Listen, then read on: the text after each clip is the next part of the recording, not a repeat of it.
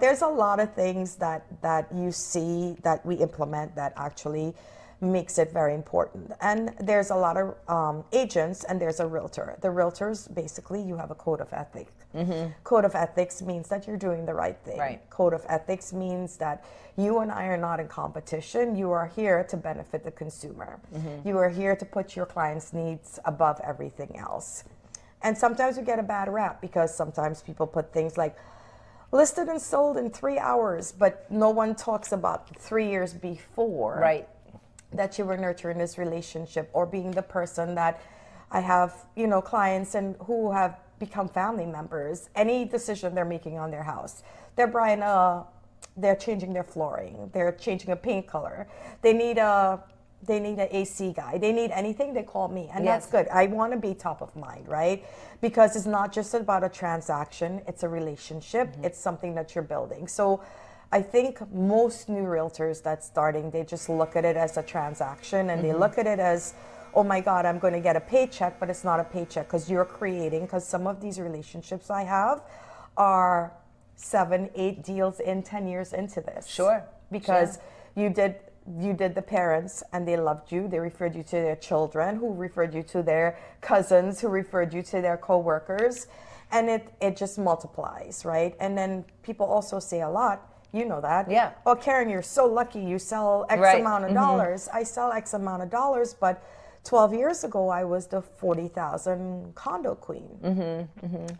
And building those relationships and teaching those people that, hey, you don't have to spend 40,000 cash. We have a lot of new construction, or I can get you foreign national financing, or I have great relationships where we can build your portfolio. And that is what has catapult my business, in that being able to nurture those businesses or those relationships. And you can't be fake.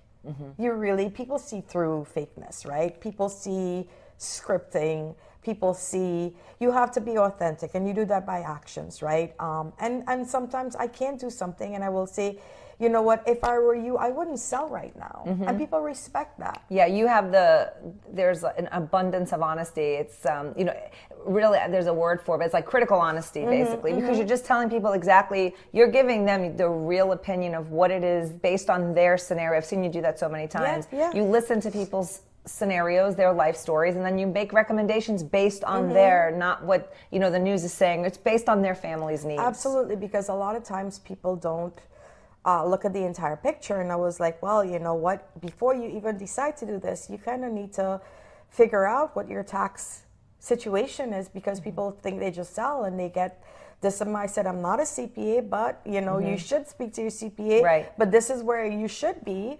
And you cannot count every penny because you have tax implications, and there's different strategies, etc. But you need to be the consultant, right? Yeah. You need to be their consultant on whatever it is. It doesn't have to be real estate, because people seek you out for advice because you actually have to live that life, right? Because I can't talk to people about credit if I don't have impeccable credit. Like right now, I'm like crying because my credit went from 837 to 820, and I was like, what did I do? Goodness. But it's about being able to do that, right? Yeah. And Walking teaching the walk. people. Exactly.